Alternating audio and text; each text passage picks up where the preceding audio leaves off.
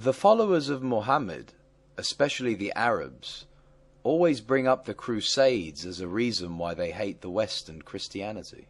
What are the facts? As usual with the followers of Muhammad, whether Arab or not, their ability to contort logic, history and reality is astounding, but not at all surprising. As clones of Muhammad and his Sunnah, they have no choice but to blame their victims for the very attributes and actions that Muhammad or his followers had every intention of perpetrating against them.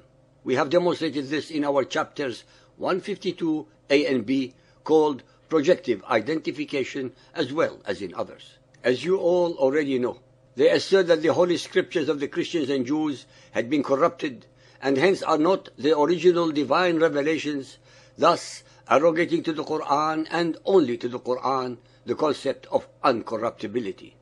Of course, they do so based on nothing more than their own self-serving agenda, without a single shred of evidence to corroborate or substantiate such obscenities of illogic.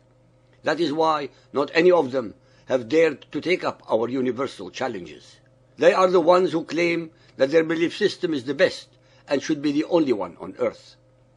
They are the ones who cannot show a single verse in Muhammad's Quran that is practical and spiritual or original, besides the vile, hate-mongering, warmongering, and racist ones that fill its chapters. They are the ones who put all the blame for their self-inflicted misfortunes upon all others without once looking at themselves in the mirror. They cannot do so because the reflection that they would get and see is too horrible to contemplate. It is hence much easier to blame the West, Christianity, the Jews, Hindus, Zionism, communism, etc., etc., without the need to produce any proof. As we read daily on YouTube and see in the news, Muhammad's followers, and especially the Arabs, are in total and perpetual denial of facts and or reality. They suffer from the blame others syndrome. They do the same to the Crusades. They conveniently overlook and ignore, I may add wisely, the following facts. It was Muhammad, after all, who unilaterally declared total and eternal war against all those who do not believe in Allah and in Muhammad as the messenger of Allah. It was Muhammad who split humanity between his followers, the so-called believers, and the remaining majority of so-called unbelievers. It is Muhammad's Quran that divides the earth between the territories of peace, Dar al-Islam, under Muhammadan Islam, and the territories of war, Dar al-Harb, of the unbelievers. It was Muhammad who first attacked the native Christian Arabs of the Arabian Peninsula, subjugated and humiliated them, even though it was the Christian king of Ethiopia who held Muhammad's followers escaping alleged discrimination by the Quraysh. It was Muhammad who first attacked the Byzantine Christians, both Arab and Greek. It was the jihadi Arabs who took Jerusalem from the Christians and built their mosque upon the Temple Mount. It was the Arabs in their jihad who conquered, slaughtered, subjugated and enslaved Christians in Iraq, Syria, Palestine, Egypt, North Africa, Armenia, etc., etc. These people did not attack Muhammad nor the Peninsula Arabs, or had even known he existed before his hordes occupied their lands. It was the Muhammadan jihadi Arabs who converted the beautiful and magnificent cathedrals of the Christians into mosques. It was the jihadi Arabs who ruled the conquered Christians under the egregious discriminatory rules of the Charter of Omar.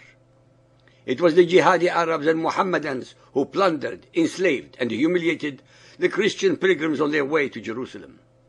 It was the jihadi Arabs who were committing these deeds against the Christians and, of course, against all others, so-called unbelievers, for 350 years before the Christians decided that enough is enough. It is inconceivable for the Arabs to accept that the Christians had every right to take Jerusalem back, because under Muhammadan Islamic thought, any country conquered by the Muhammadans must remain forever Muslim. Their intellect cannot and will not comprehend or appreciate that subjugated peoples under the oppressive imperialism of Muhammadan Islam have the right to take back their freedom and lands from their Muhammadan occupiers. Since the time of the Emperor Constantine, Christians had gone on pilgrimages to the Holy Land. Even though Mohammedans had ruled Jerusalem since 638, Christians were still allowed to visit the city. By the 11th century, however, the situation had changed. Let me now recite to you how tolerant Mohammedan Muslims dealt with the Christians and Jews, the people of the book, in their own occupied lands. 1009. Khalifa al-Hakim ibn Amr Allah orders the Holy Sepulchre and all Christian buildings in Jerusalem be destroyed. 1012.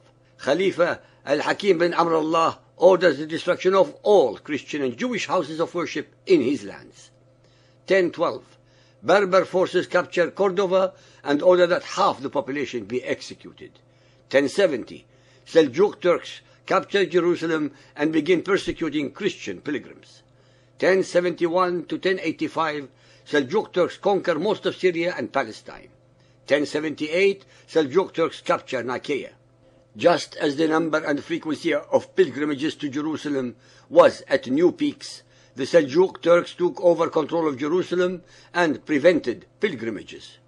Pope Urban II, 1088 to 1099, was responsible for assisting Emperor Alexis of Constantinople in launching the First Crusade.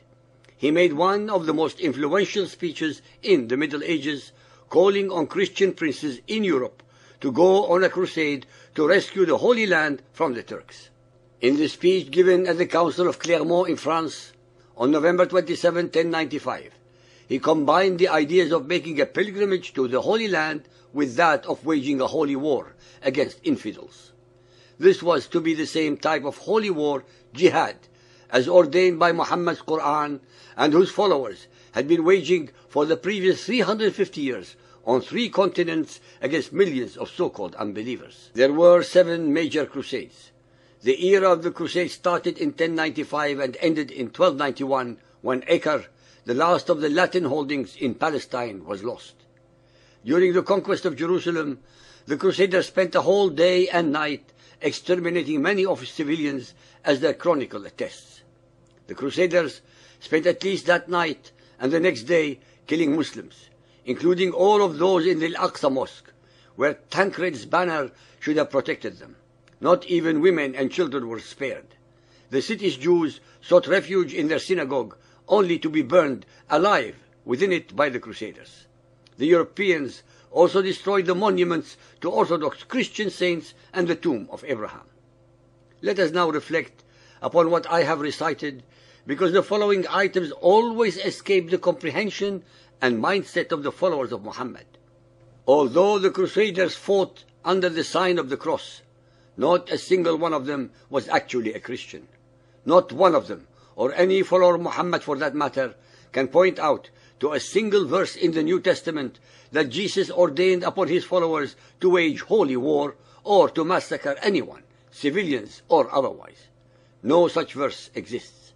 The Crusaders slaughtered more Christians and Jews during the Crusades than they did the Mohammedans.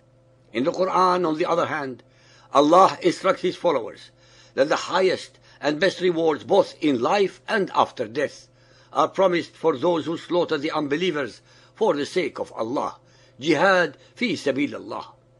The Quran and Hadith contain hundreds upon hundreds of such unholy and ungodly verses. The Crusades pale both in their achievements and the length of their existence compared to the Muhammadan slaughter perpetrated and continues to be perpetrated today against all so-called unbelieving kuffars, 80% of humanity, all Christians, Buddhists, Hindus, animists, Jews, as well as other sects of Muhammadan Islam. Only in Muhammad's Quran can anyone find such an obscene, alleged divine sanctification, but in no other belief system in human recorded history. Arab and Muhammadan hatred of the West and Christianity actually preceded the Crusades by 350 years. The Crusades are the red herring. Muhammad's Quran is the source and only source of this universal and unbridled hatred. We shall of course receive the usual disclaimers and misrepresentations, but we leave it to our listeners to evaluate the facts.